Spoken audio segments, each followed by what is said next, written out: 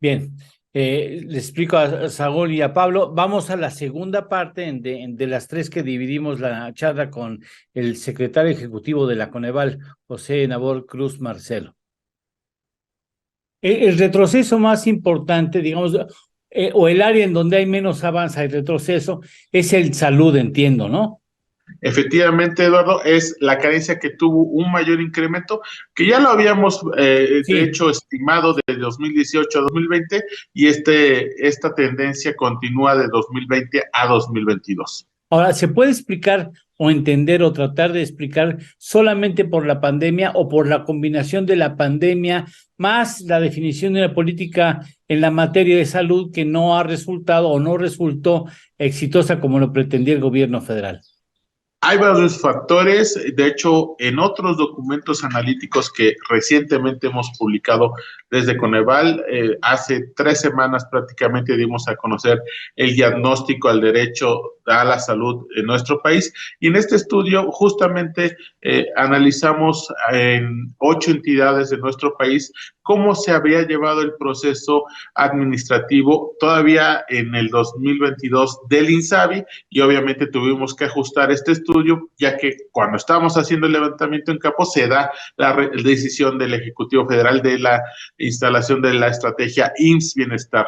Ahí lo que hemos planteado como recomendación es que se tiene que fortalecer el proceso administrativo operativo entre la federación y las entidades del país. Ahí claramente hay que redoblar esfuerzo entre esas dos entidades para sobre todo poner especial atención a que las entidades puedan no solamente construir, desarrollar, sino administrar hospitales de segundo y tercer nivel. Tenemos todavía un número importante de entidades como Nayarit que no cuentan con hospitales de tercer nivel, y eso claramente condiciona el acceso a Claro. servicios de salud de población que no cuenta con IMSS o con ISSSTEs estatales o con algún otro servicios públicos o privados de salud. Debo decirlo, Eduardo, cuando hacemos la desagregación de esta carencia, podemos ver que la afiliación al IMSS, al ISSSTE, a los ISSSTE estatales, se ha mantenido en los últimos años. Donde sí se redujo notablemente fue aquella población que en su momento declaró tener afiliación al Seguro Popular, después en esta transición al Al INSABI, y que INSABI. ahora mismo pues apenas está adaptándose a conocer si tiene el derecho a través del IMSS Bienestar. Me parece que ese es un elemento, y obviamente también el tema post pandemia ha sido un factor. ¿Por qué lo digo? Porque también identificamos que continuó creciendo la tendencia en cuanto a las consultas en consultorios adyacentes a farmacia. Entonces, mucha población ha tenido que recurrir a este tipo de consultorios privados para pues tener una atención de primer Claro. nivel en los 3 niveles que tenemos en atención de salud. Ha sido claramente, digamos, una válvula de escape para las personas de tener una atención de consulta ambulatoria, dado esta reducción de los servicios de salud públicos. Bien, ahora vamos a pensar en positivo en los elementos. Se reduce la pobreza moderada y la pobreza extrema. ¿Cuáles han sido los elementos que han incidido en ese logro? ¿Solamente la política social o la política social más la política salarial seguida en la presente administración, más las remesas, por ejemplo, quizá el asunto de la subcontratación que se acomodó? ¿Cuáles elementos estiman ustedes influyeron mejor en estos dos aspectos? Hay varios factores, Eduardo, algunos de los que ya acabas de mencionar, pero yo me permitiré iniciar justo con el tema de recuperación económica. ¿Por qué razón? Porque sí tenemos evidencia a través de la información que generamos en esta edición 2022 con la encuesta nacional de ingresos gastos de los hogares en dos entidades, Quintana Roo y Baja California Sur. Recordarás que de 2018 a 2020 fueron las dos entidades que tuvieron mayores incrementos en sus niveles de pobreza multidimensional. Sí. Quintana Roo pasó de un 32% a casi el 50% de su población de 2018 a 2020, y ahora Sí. pasa de ese 50% a casi el 28% para 2022. ¿Esto qué refleja? Pues claramente la recuperación en tema de actividad económica, actividad turística para Quintana Roo y Baja California Sur. De hecho, en esta edición son las dos entidades que tienen mayores reducciones de pobreza para los últimos 2 años. Ese es un factor. ya te lo había mencionado previamente, el tema de la recuperación del propio mercado laboral en varias entidades, ya que veníamos justamente en un 2020 donde se Sí, contrajo mucho el mercado laboral. Recordarás que en los meses de verano, de junio, julio, agosto de 2020 sí, tuvimos una fuerte afectación al mercado laboral. Ahora, en 2022, pues ya teníamos una contraparte. También está el tema del salario mínimo. Si bien es difícil tener la especificación a través de la encuesta, pues sí se infiere que puede ser un factor que haya permitido este incremento de ingresos. Las remesas, también debo decirlo, inclusive el propio INEGI ha manifestado, si bien la encuesta no refleja la magnitud de las remesas como lo reporta Banjico, sí vemos que de 2020 a 2022 hay un incremento en el promedio de remesas que sí. recibieron aquellos hogares que sí declararon recibir unas remesas a través de esta encuesta. Entonces, son varios elementos que muy directamente apuntan en esta recuperación del ingreso y que explica en parte esta reducción de pobreza multidimensional. Oye, doctor, ¿qué aconsejaría Coneval para blindar lo que se ha conseguido? Claro, obviamente viendo estas variables, lo importante sería seguir teniendo evidentemente las medidas de incremento del salario mínimo, si bien, y lo hemos platicado también, ya este año hemos tenido una tendencia de reducción de la inflación y del costo de la canasta alimentaria.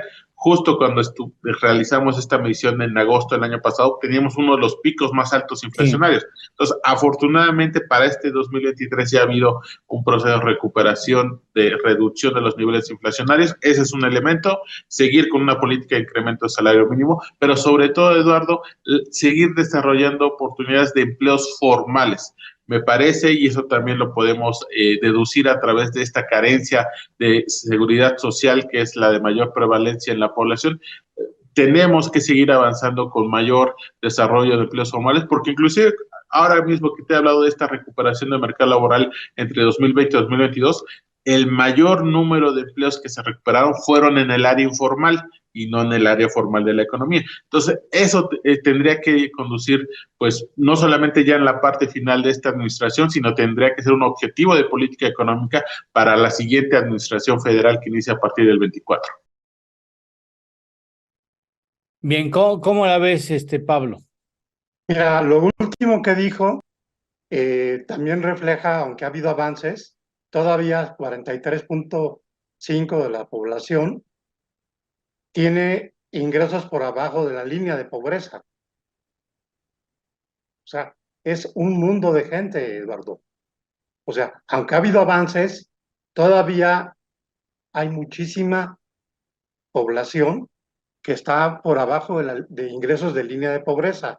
Y en ese sentido, creo que no podemos conformarnos con que se haya reducido la pobreza, porque para que uno sea pobre, se incluye el requisito de que tenga una carencia, al menos. Por eso baja a 36% ese dato. Pero si nos vamos por el lado del ingreso, todavía sigue siendo una proporción muy fuerte. Por otro lado, es cierto, o sea, 50%, 50.2 no tiene acceso a seguridad social.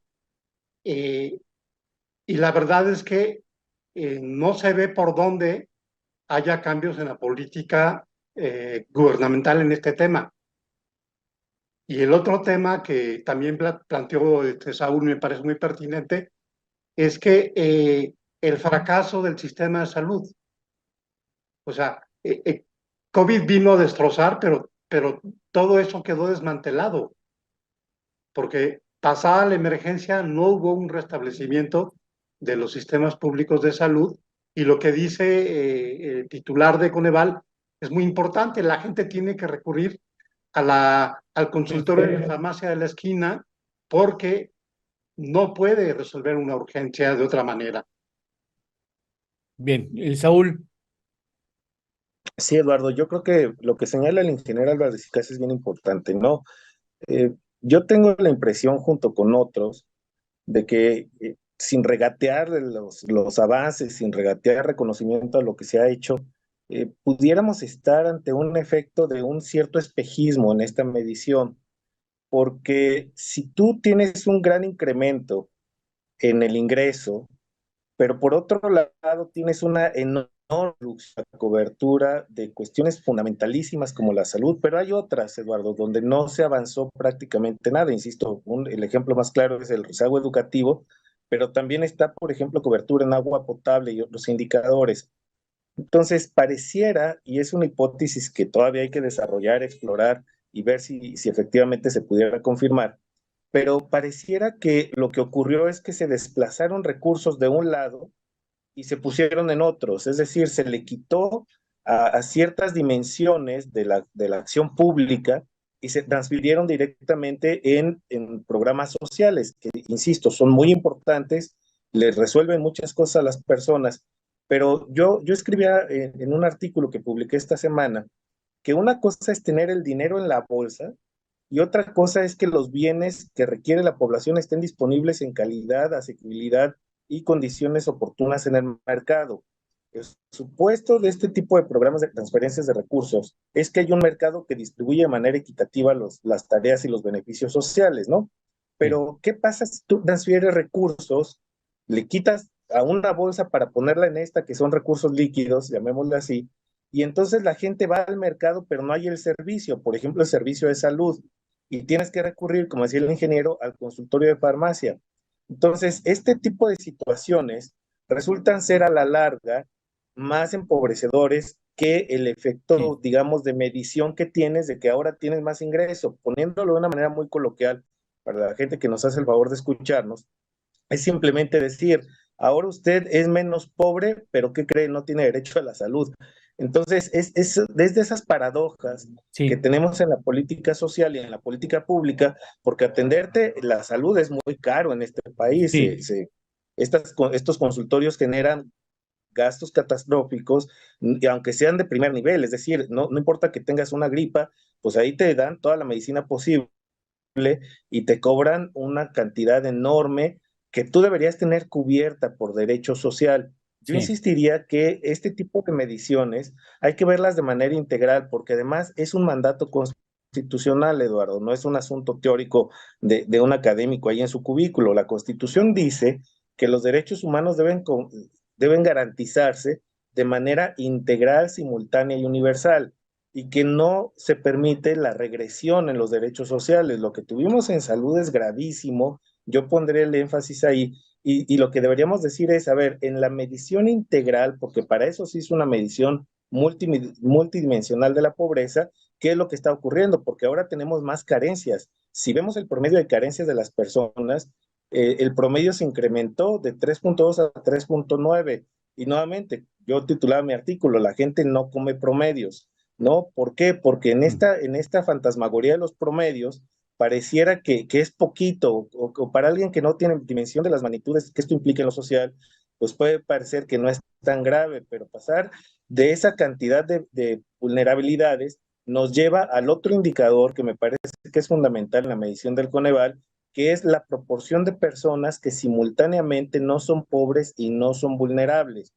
Lo que vimos fue también una reducción, desde luego, por la cantidad de gente que salió de la pobreza, por el ingreso, pero lo que vemos es que no hay un avance sustantivo en ese indicador. Más de prácticamente tenemos que menos del 30% de las y los mexicanos no son pobres y vulnerables simultáneamente. Es decir, o tienes una vulnerabilidad por ingreso o tienes una de las 6 vulnerabilidades que mide el Coneval. Entonces, allí es donde está la cuestión de la política pública, y creo que nos falta muchísimo en el rediseño y en un gran consenso social nacional que nos lleve a construir medidas eficaces, porque lo que está en juego son los derechos humanos de las personas. Claro que sí. Permítanme, Saúl, Pablo, ir a una pausa. Luego de la pausa iniciamos ya directamente con la tercera y última parte de esta charla que sostuvimos con el director ejecutivo, bueno, el secretario ejecutivo del Coneval, José Nabor Cruz Marcelo, y sus consideraciones ya finales a este asunto. Regresamos.